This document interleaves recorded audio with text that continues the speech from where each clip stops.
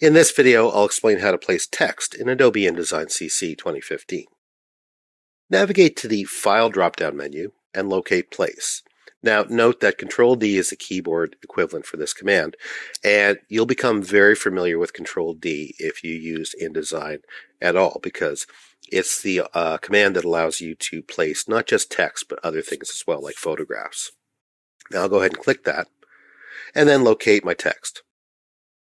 Now, keep in mind that you can import different types of text files. So, for example, Word documents, or in this case, a plain text file. And depending on the file type that you import and what is contained inside it, you may need to fiddle or strip some things out.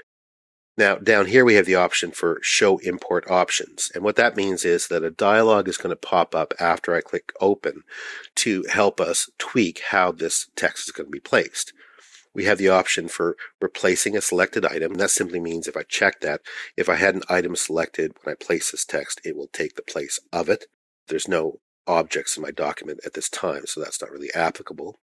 And then there's Create Static Captions. Now I'm going to uncheck that. Static captions will be created for whatever types of files you place, and there'll be a little caption saying the file name.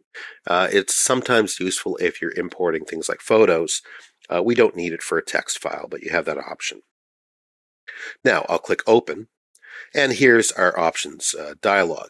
Here we get to choose from the character set, very important if we're actually working with a language other than English, or for that matter, if we're just working with character sets that use internationalization characters, we may need to tweak that.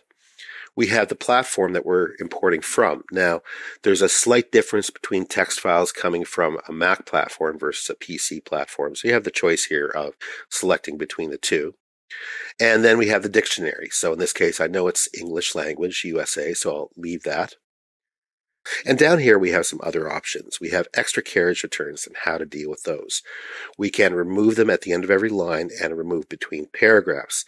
Now, that's important because when somebody creates a Word document or even a text file, they may manually put in carriage returns. And that's not something that you need to do. As a matter of fact, it's a really bad idea when you're typesetting. Professional typesetters use paragraph styles to mimic extra carriage returns. So we want to strip those out. And then there's formatting. Now, formatting allows us to replace 3 or more spaces with a tab. And again, in text files, people may try to simulate tabs by putting in extra spaces to move things around. You can strip those out and replace them with a tab. And you can change the number. Right now it's 3 or more spaces. I could change that to whatever number I want. And then use typographer's quotes. Now, the